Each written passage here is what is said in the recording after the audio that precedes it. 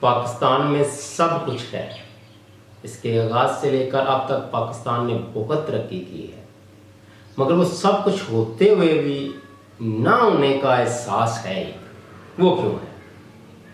وہ دیکھتے ہیں کیوں ہے۔ اب تھانہ تو ہے لیکن وہاں کیا قانون کے مطابق سب کچھ ہوتا ہے؟ یہ وہ جن لوگوں کا تھانہ کچہری آنا جانا ہوتا ہے وہ بہتر جانتے ہیں، اور جو نہیں بھی جاتے ان کو بھی معلوم ہے۔ عدالتیں تو ہیں لیکن کیا وہاں انصاف ہوتا ہے؟ آپ کی عدالتیں 130 میں سے 124ویں نمبر پر ہیں، اور جو فیصلے ہوتے ہیں 7% کی شرح کے ساتھ، اس میں بھی کتنے کوئی انصاف پر مبنی ہوتے ہوں گے۔ کوئی کسی پر الزام لگاتا ہے وہ نہ دیکھیں، اب خود سے غور و خوض شروع کر دیں اور دیکھنا شروع کر دیں تو آپ کو پتہ چل جائے گا کہ کیا کچھ ہو رہا ہے۔ آپ کے سامنے ابھی سب کچھ ہو رہا ہے۔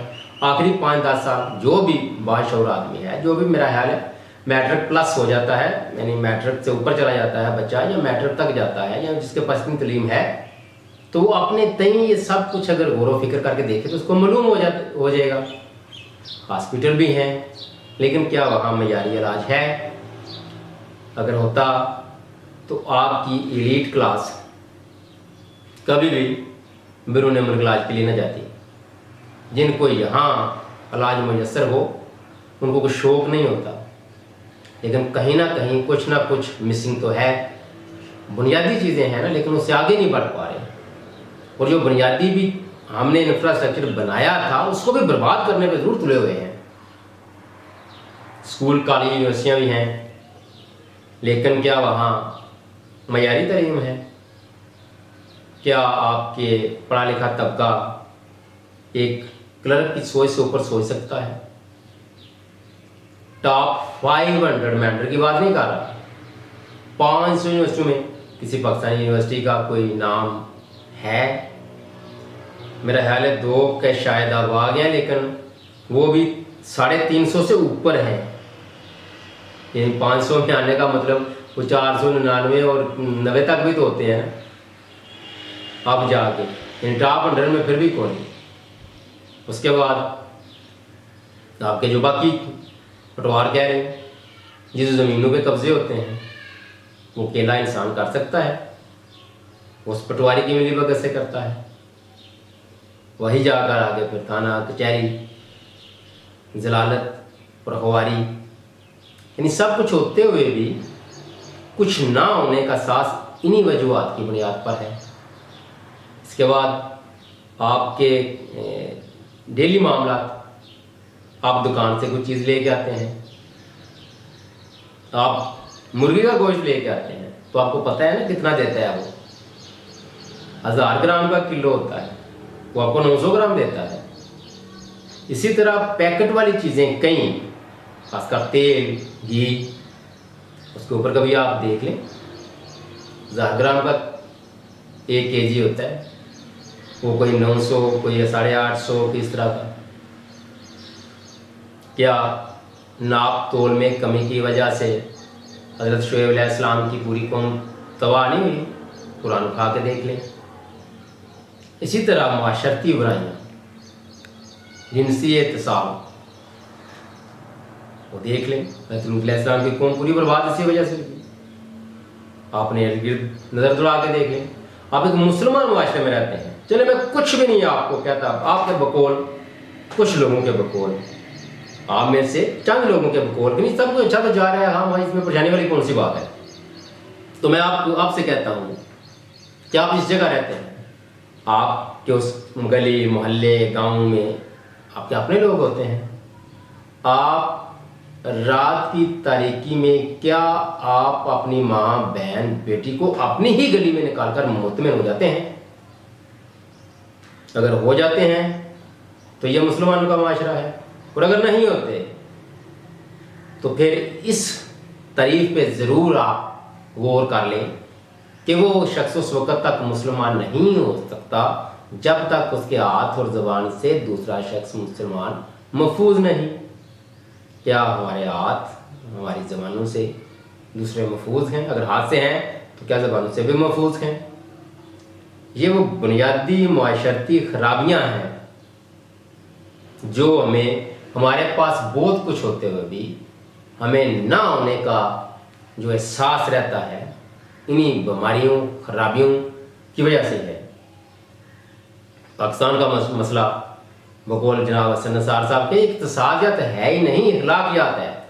اور ڈاکٹر اسرار صاحب بھی کہہ چکے ہیں کہ پاکستانی قوم دنیا کی منافق ترین قوم ہے۔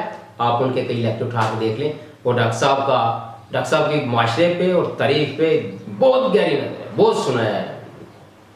ان کی آج سے 20 سال پہلے کی آپ آج ویڈیو دیکھ لیں تو ایسے لگتا ہے جو کچھ آج ہو رہا ہے ڈاکٹر صاحب کو پہلے ہی پتا تھا۔ یہ وہ معاشرتی خرابی ہے، غیر منصفانہ وسائل کی جو تقسیم ہے۔ ایک طرف آپ کا ملک، ہمارا ملک 132 ارب ڈالر کا مقروض ہے، تو دوسری طرف اسی عوام کے پاس 450 ارب ڈالر کا سونا ہے۔ یہ میں کوئی اپنے اندازے نہیں لگا رہا، نہ آپ کو اندازے بتا رہا ہوں، یہ وہ داد و شمار ہیں جو حکومتی ریاستی داد و شمار ہیں۔ شاید یہی وجہ ہے کہ ہمارے پاس بہت کچھ ہوتے ہوئے، اگر سب کچھ نہیں بھی تو بہت کچھ ہوتے ہوئے بھی ہمارے پاس نہ ہونے کا جو وہ احساس ہے وہ ہر وقت ہمارے دل دماغوں پہ حاوی رہتا ہے۔